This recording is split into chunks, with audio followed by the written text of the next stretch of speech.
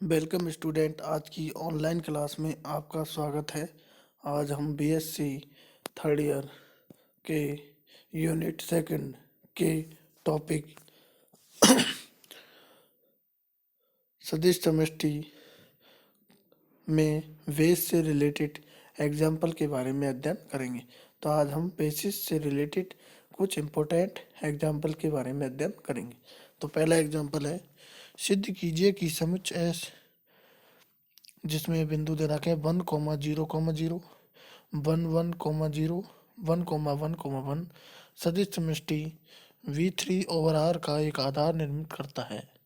जो समुच्चय है, समुच्चय का एक सेट दे रखा है जिसमें 3 बिंदु दे रखे हैं, 3 बिंदु के कोऑर्डिनेट दे रखे हैं।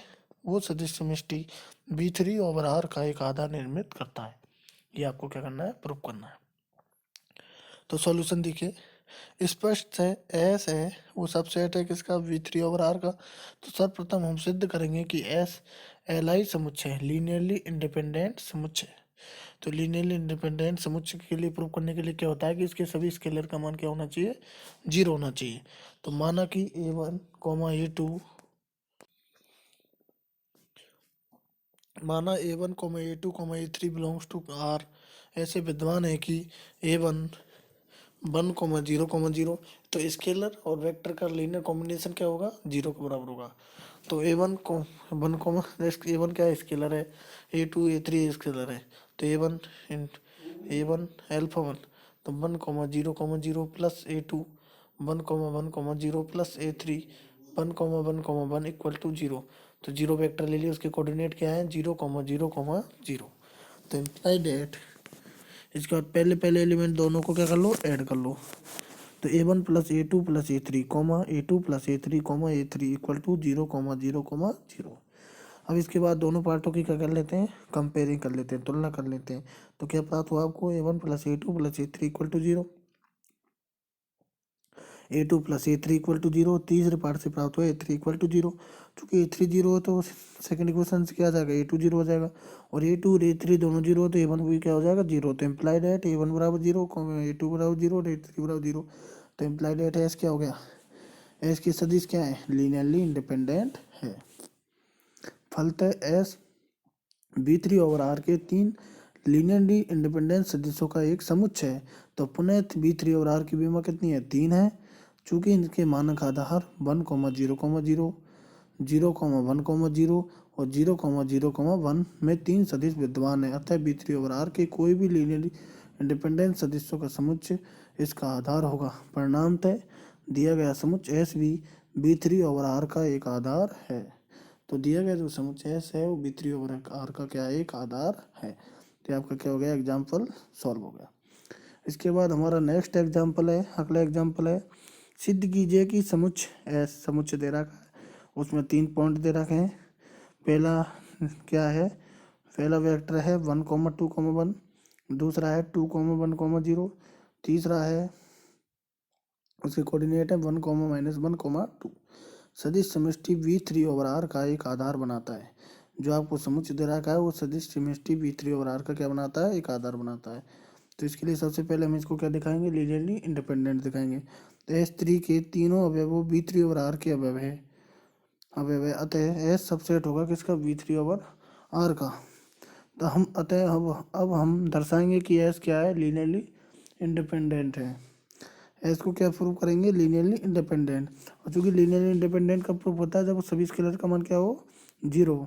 तो माना A1, A2, A3 belongs to capital R ऐसे विद्वान है कि A1 into 1,2,1 plus A2 into 2,1,0 plus A3 into 1,-1,2 बराबर 0,0,0।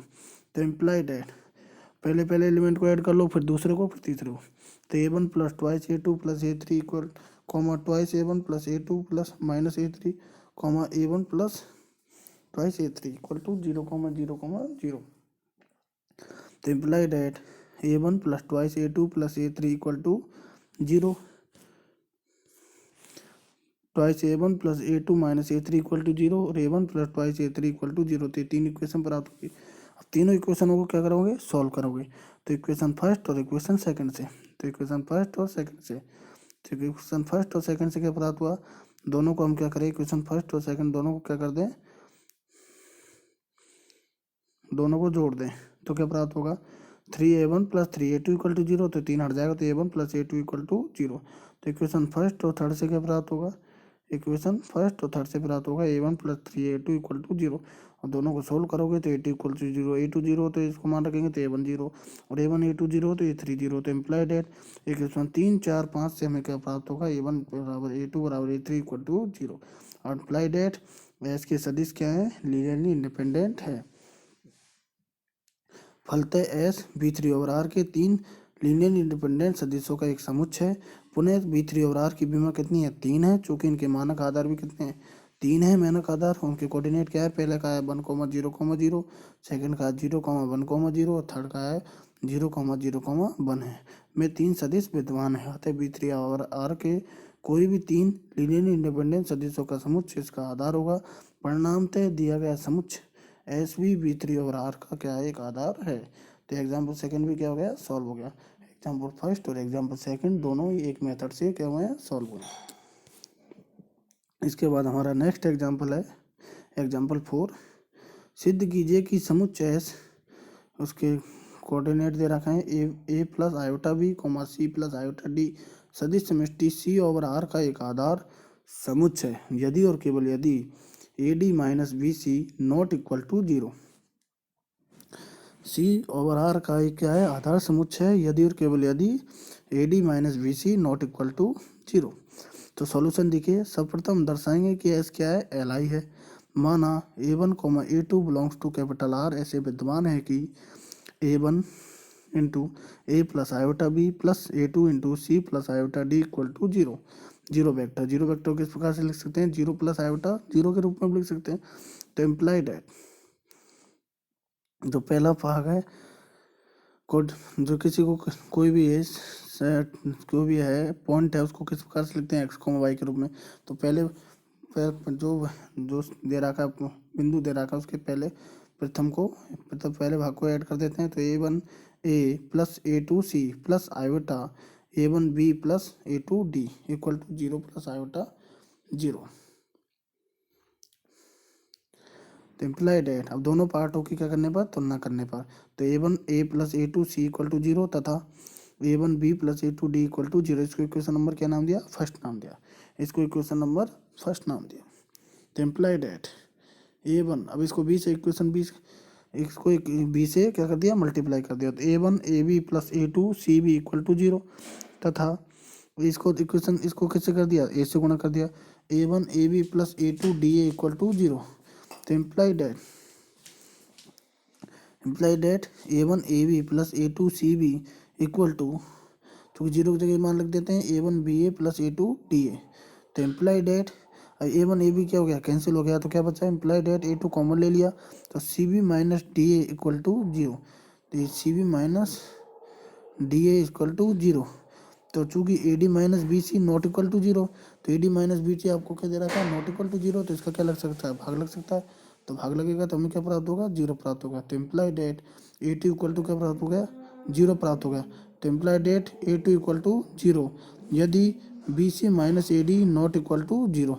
तो पुनः जब A D A two equal to zero है, तो जब ए टू इक्वल टू क्या है, जीरो है, तो इक्वेशन एक से क्या प्राप्त होगा हमें, a2 अगर जीरो है तो a1 इक्वल टू क्या प्राप्त हुआ, जीरो प्राप्त हुआ। परिणामतः जब s एल आई होगा, अतः परिणामतः तब s क्या होगा, लीनियरली इंडिपेंडेंट होगा। अतः s लीनियर इंडिपेंडेंट है यदि B C minus A D not equal to zero. B C minus A D का मान क्या है, नॉट इक्वल टू जीरो है, तो s क्या है, एल आई है। अब हम दर्शाएंगे कि C over R equal to L L linear spans के रूप में लिखा जा सके, लीनियर स्पान के रूप में लिखा जा सके। माना alpha equal to E plus iota F belongs to C over R इस प्रकार है कि alpha equal to E plus iota F equal to X into A plus iota B plus Y into C plus iota D, जहाँ X comma Y belongs to capital R. तो implied that E plus iota F equal to X A plus Y C plus iota into X B plus Y D. तो implied है दोनों पार्टों की तुलना करेंगे वास्तविक और काल्पनिक भागों की तुलना करने पर। तो क्या प्राप्त होगा, C equal to A X plus C Y comma F equal to B X plus D Y. तो implied that X equal to क्या प्राप्त हुआ, दोनों पार्ट क्या करेंगे, दोनों को सॉल्व करेंगे तो हमें एक्स का मान क्या प्राप्त हुआ, X equal to E D minus F C upon A D minus B C belongs to R, और वाई इक्वल टू प्राप्त होगा E B minus A F बटे C B minus D A belongs to R यदि A D minus B C not equal to zero. अतः C over R का प्रत्येक अवयव S के अवयवों की लीनियर कॉम्बिनेशन के रूप में व्यक्त किया जा सकता है यदि A D minus B C not equal to क्या हो, जीरो। तो implied at C over R है वो लीनियर स्पान के रूप में लिखा जा सकता है यदि A D minus B C का मान क्या हो, नॉट इक्वल टू जीरो। फलतः एस सी ओवर आर का एक आधार है यदि और केवल यदि A D minus B C not equal to zero. इसके बाद हमारा नेक्स्ट एग्जाम्पल है example 7।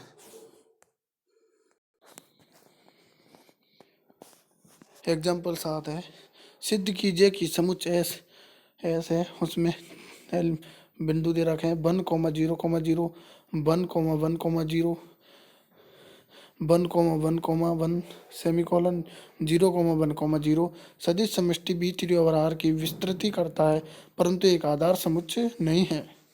So that the set S, उसमें पॉइंट दे रखे हैं आपको, पहला बिंदु दे रखा है उसके कोऑर्डिनेट है 1,0,0 सेमीकोलन 1,1,0 तीसरा semicolon 1,1,1 semicolon 0,1,0 span the vector space B3 over R what is not a basis set. एक विस्तृत तो करता है परंतु एक आधार समुच्चय नहीं है, ये आपको दिखाना है। सॉल्यूशन देखें, अब हम सिद्ध करेंगे कि एस एल आई नहीं है परंतु B3 ओवर R है और लीनियर स्पान के रूप में लिखा जा सकता है। माना A1, A2, A3, A4 belongs to क्या है, आर।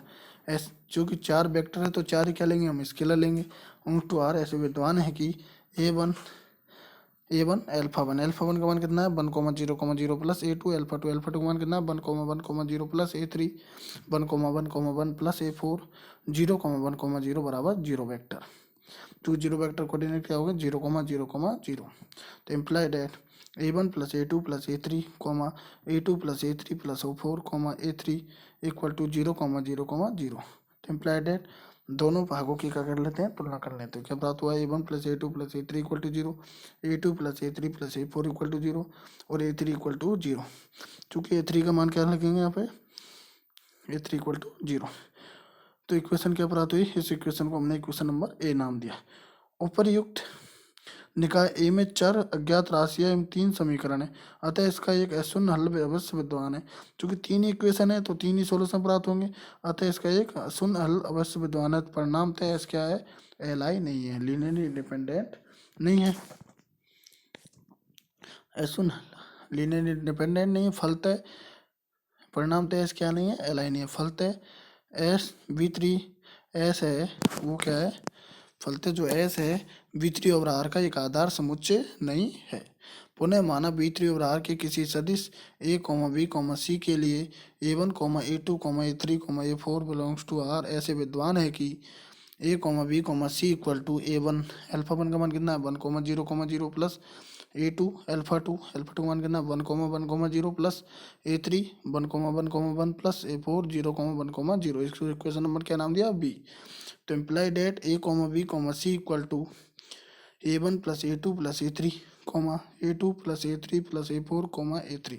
तो दोनों भागों की क्या कर लेते हैं, तुलना कर लेते हैं। तो क्या प्राप्त हुआ, implied eight A1 plus A2 plus A3 equal to A, A2 plus A3 plus A4 equal to B और A3 इक्वल टू C।